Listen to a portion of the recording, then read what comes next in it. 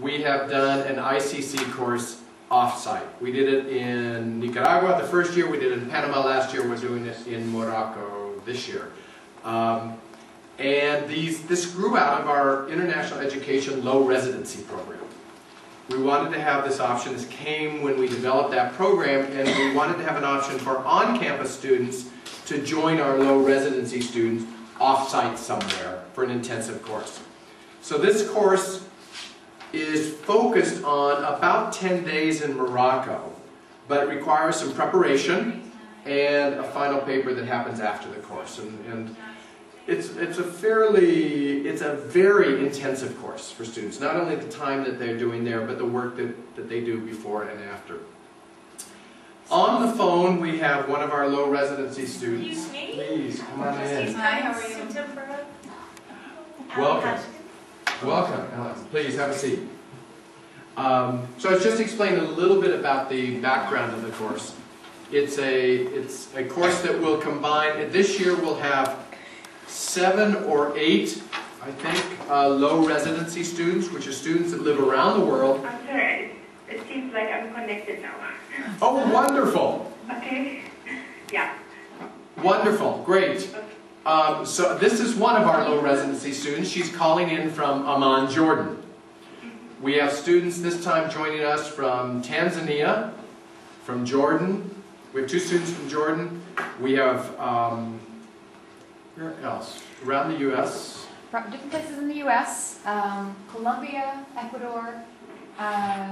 You in Jordan, did you say Tanzania? In Tanzania. Yeah, in the U.S., Minnesota, and Boston, and Washington. So we're all converging in Morocco. And we're going to do some virtual work before we go. Meet there, have our days, and then go back. So the only one of the low residency students that could join us is Khulud. I shouldn't say the only one because she's a fabulous, amazing person, so we're glad that she's here as well. Let me stop there. First, see if there are any questions about the course itself that people have. When will you be in Morocco? We start January 3rd and we go to the 11th. We will be based in Rabat. We will also do an overnight in Marrakesh, and we will do another overnight in a Berber village. And we will be meeting individuals who represent the complexity of cultures that are in Morocco. We will be having seminars, we will be having field experiences. Please, come on in. And it's a very intensive time for students. So, how many prep sessions like this do you have before you make this trip? we have 3, plus this is one we added. We knew that not everybody would be able to be here, but we wanted to do something when the trustees were here, so we added this as an optional one.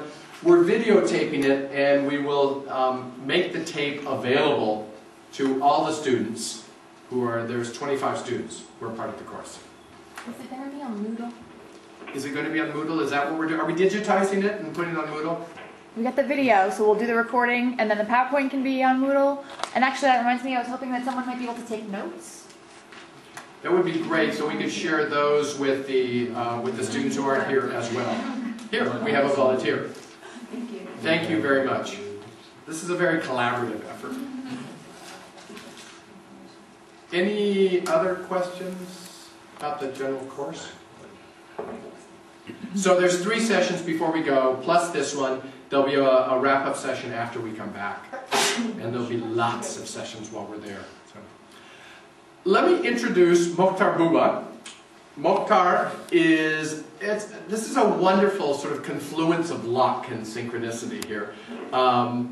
Mokhtar used to work for the organization which is hosting us in Morocco, that also works with our study abroad program here. And so Mokhtar has been, every time I have a question about this course, I go knock on his door and ask him about it. Mokhtar had some great ideas about how to frame this course, and being from Morocco, he's got a wonderful insight to offer us. So, yeah. And if you don't know Mokhtar, you should. Well, thanks, David. Thank you very much, and welcome everybody.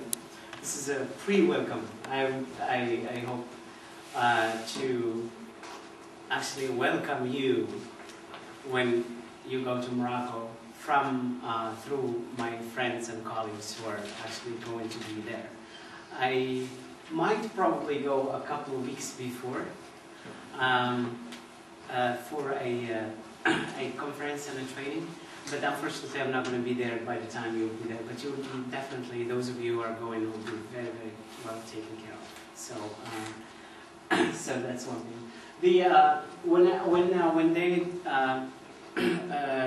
and Rob and I were talking about this, I wanted to just introduce what space really means, because space is very, very one of the most important, probably the most important element of cross-culture and also intercultural communication. Everybody practices space in a certain way. We all practice space differently. So I want to actually just introduce to you a little bit how Moroccans think about space, and then whatever that space is. But before that, I just want to tell you one thing. I'm going to jump to the computer every now and then, and please forgive me. So the area where I come from is around here on the borders of Algeria. Actually, I'm going to be a little bit mindful sometimes of people who are not with us in the room, Khulud specifically. So sometimes some of the language that I'm using is going to be, you know, internet kind of language. So where I have the red dot is where I come from.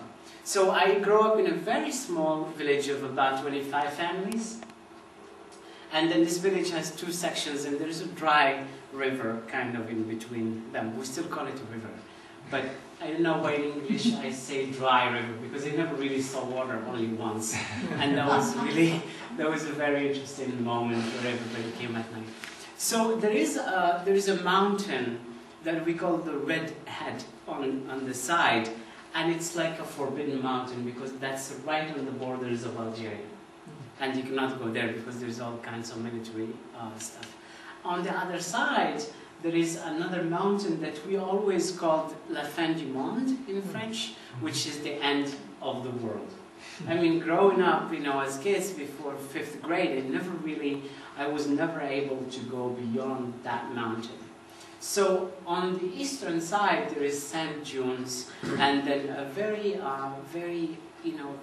it's like a plateau that we call REG, R-E-G, and in the Sahara Desert, it goes, to infinity. So, you know, when I wake up in the morning, I see the mountain, but I see the sand dunes, and then also on the other side, it's just flat. So that's the desert, that's the space where I grow up in. I know that I can go, but I can get lost. I know that on the other side it's the end of the world because, you know, as kids you cannot go. It's just 10 miles away, but it's still the end of the world. And then on the other side, so although it's in the desert, it still feels like it's a secluded kind of area or space.